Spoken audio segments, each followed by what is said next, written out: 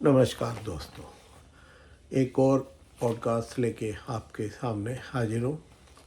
आपके अंकल जी। तो आज हम बात करने जा रहे हैं क्रिमिनल जस्टिस, एक वेब सीरीज़ की। क्रिमिनल जस्टिस के पहले पार्ट की, behind the family matters. GP Sippy बहुत बड़ी बड़ी फिल्में दी इन्होंने, और उनके सुपुत्र रमेश सिप्पी, जिन्होंने शायद सदी की सबसे सक्सेसफुल फिल्म दी शोले, जो आज भी पॉपुलर है, और उनके अलावा और भी बहुत सारी फिल्में हैं।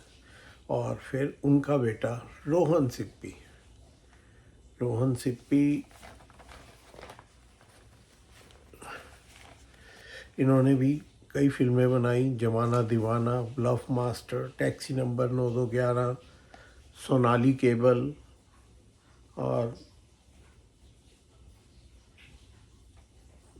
मुझे इनकी ब्लफ मास्टर बहुत पसंद है। तो आइए अब हम बात करते हैं फैमिली मैटर्स की।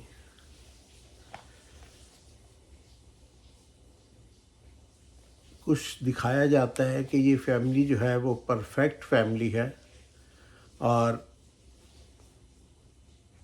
उसमें सब कुछ अच्छा है।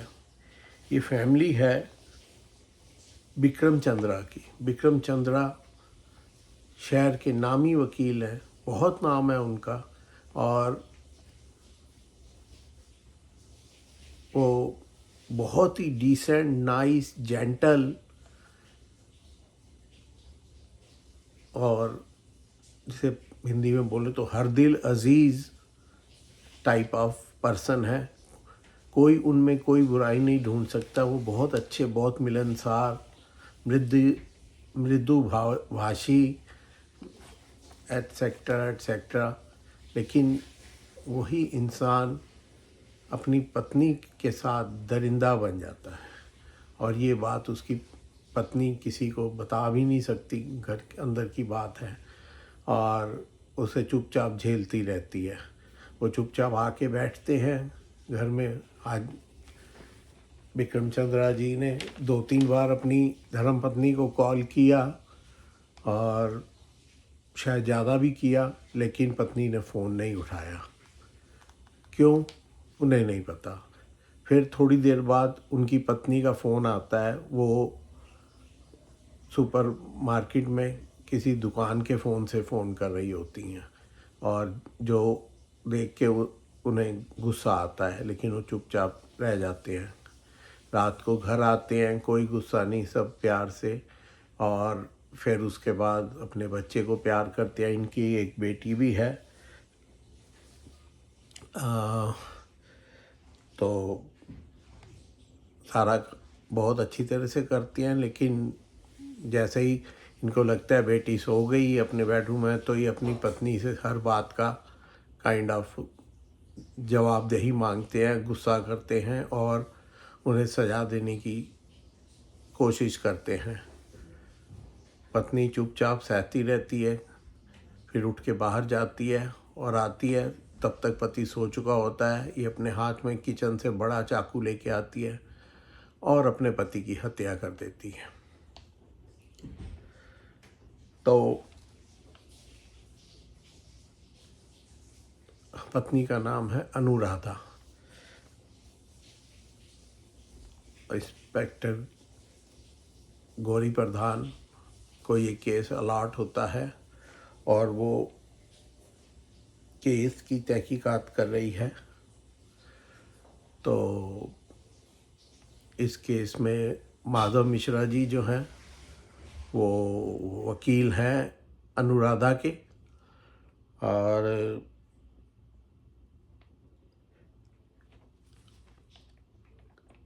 काफ़ी तहकीकात के बाद भी जब केस किसी नतीजे पर नहीं पहुंचता, तो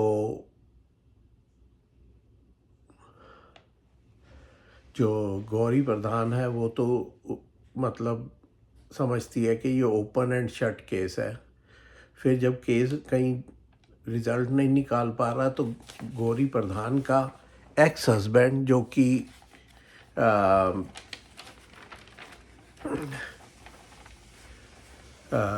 गौरी से सीनियर है, उसको बुला के इस केस में सीनियर ऑफिसर बनाया जाता है, जो गौरी को पसंद नहीं आता। फिल्म में साथ साथ थोड़ी सी एक गौरी प्रधान और हर्ष प्रधान की स्टोरी भी चलती है, क्योंकि ये दोनों भी कभी पति पत्नी थे और आज जो हैं वो दोनों सेपरेटेड है, सिर्फ वही जो है डोमेस्टिक वायलेंस की वजह से। और ये जो केस है ये भी डोमेस्टिक वायलेंस है।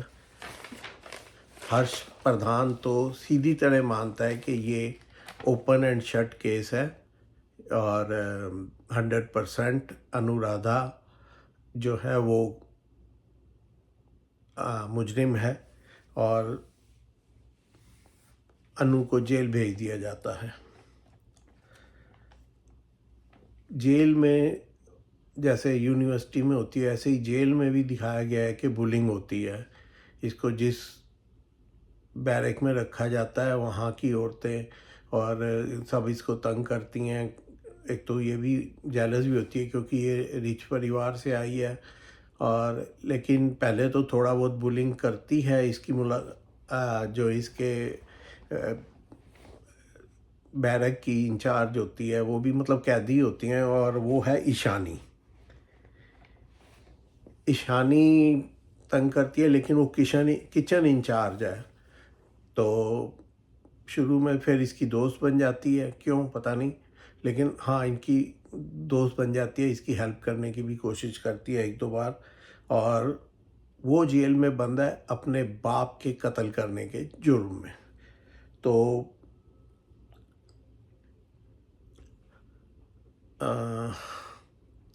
हर्ष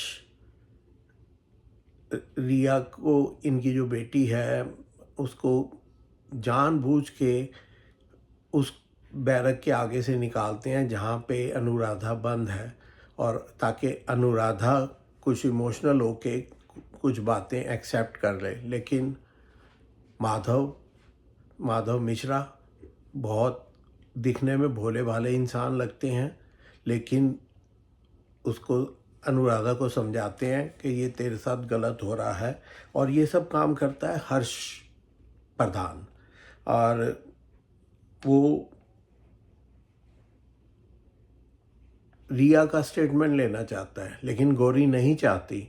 लेकिन उसके बावजूद क्योंकि वो सीनियर है तो वो रिया का स्टेटमेंट ले लेता है, और यहाँ आके जो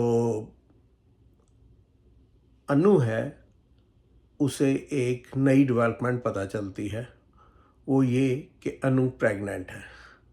यहाँ पे दूसरे सीरियलों और जैसी कहानियाँ चलती हैं उसके विपरीत एक्सेप्ट किया जाता है कि अनु जो है ऐसा कोई उसका दाएं बाएं हेर फेर नहीं है, और ये बच्चा अनु और विक्रम चंद्रा का ही बच्चा ही।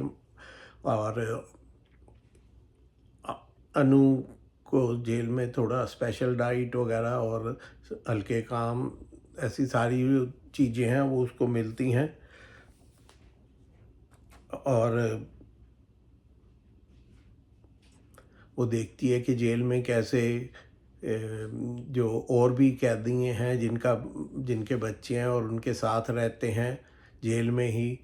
यहाँ के थोड़ा सा एक लीगल सिस्टम पर सवाल उठाने को दिल करता है कि उस बच्चे ने कौन सा जुर्म किया है, कौन सा पाप किया है कि उसे जेल में रखा जाता है। क्यों ना माँ को कुछ पैरोल या दी जाए कि 2-4 साल की, और उसके बाद आके वो अपनी सज़ा पूरी कर ले। बट कानूनी बातें, बड़े लोगों की बातें हम दूसरी लाइन के बंदे इतना सोच सकते हैं, लेकिन कोई इसका हमारे को कारण नहीं पता। और बड़े अच्छे से जो माधव मिश्रा है वो केस को आगे बढ़ा रहे हैं, और गौरी प्रधान सारे केस को दोबारा री एग्ज़ाम करने की परमिशन मांगती है, जो उसे मिल जाती है। तो जो विक्रम चंद्रा की माँ है वो हर हालत में अनु को सख्त से सख्त सज़ा चाहती है, क्योंकि वो उनके बेटे की कातिल है। और उनकी जो अनु की बेटी है रिया, उसके मन में भी माँ के लिए बड़ी नफ़रत है। माँ जो है वो जेल में बेटे को जन्म देती है और शुरू में सबको तिरस्कार ही मिलता है उसे, और जो कुछ बातें वो छुपाती है, जो नहीं बताना चाहती, और ये तो बिल्कुल नहीं चाहती कि उसकी बेटी को पता चले।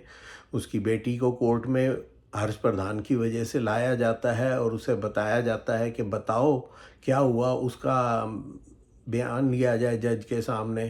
दोस्तों आगे बढ़ूं उससे पहले एक बात रिक्वेस्ट करना चाहता हूं, प्लीज़ मेरे चैनल को लाइक करें, सब्सक्राइब करें, और हो सके तो शेयर करें और कमेंट भी करें। आपकी छोटी सी हेल्प हमारे लिए बड़ा काम करती है।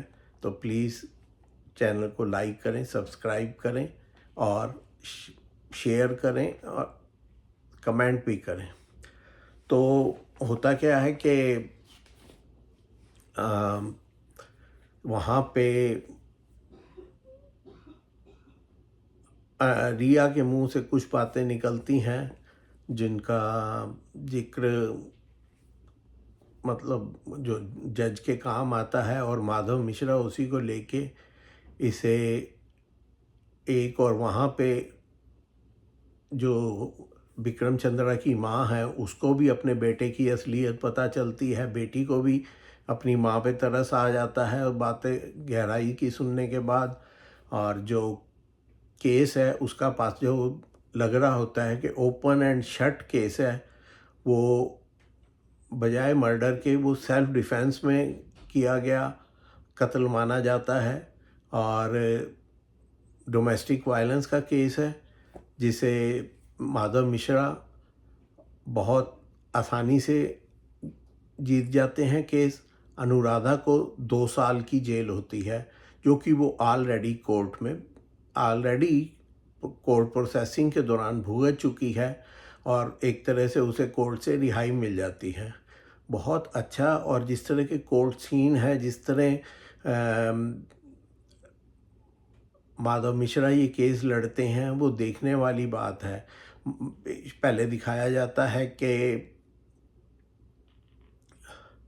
जो बिज्जी हैं, जो जिन्हें दीप्ति नवल ने निभाया है, वो बहुत गुस्सा हैं, बहुत खफा हैं, और उन्हें लग रहा है कि वो शायद इतना सज़ा ना दिलवा पाएँ, तो वो मंदिरा माथिर को बुलाती हैं, जो कि सुजाता मिश्रा, वो इस केस बहुत सीनियर वकील है। लेकिन अंत में यही होता है कि वो खुद दीप्ति नवल जो सासू माँ हैं, वो भी अपनी बहू को निर्दोष मान लेती हैं, अपनी बेटे का दोष मानती हैं। बेटी जो है वो भी अपनी माँ को माफ़ कर देती है, या मानती है कि उसकी माँ ने कोई अपराध नहीं किया है, अपने भाई को प्यार करती है। और अनुराधा को घर लेके आया जाता है। बहुत ही हार्ट टचिंग केस है, सीरियल है, और एक बार आप शुरू करो तो दिल करता है कि देखते जाओ जब तक अंत ना हो जाए, और केस आगे चलता रहता है धीरे धीरे। तो मैं तो यही कहूँगा, ये देखने लायक सीरियल है, इसे ज़रूर देखें। और कोई आपका सजेशन हो तो मुझे बताएं। मेरे चैनल को लाइक करें, सब्सक्राइब करें और शेयर करें। और कौन से उसके चीज़ के बारे में आप देखना या जानना चाहते हैं, मैं आपको बताने की कोशिश करूँगा। मुझे ये वेब सीरीज़ बहुत पसंद आई है, और अब रोहन सिप्पी इतने बड़े एनसी सिप्पी के पोते रमेश सिप्पी, जिनकी शोले अपने आप में एक और किसी चीज़ का बताने की ज़रूरत नहीं, बहुत बड़ी फिल्म है, उनके बेटे, और खुद इन्होंने भी बड़ी अच्छी फिल्में दी हैं। तो एक बार इस वेब सीरीज़ को देखें और मुझे इजाज़त दें। नमस्कार।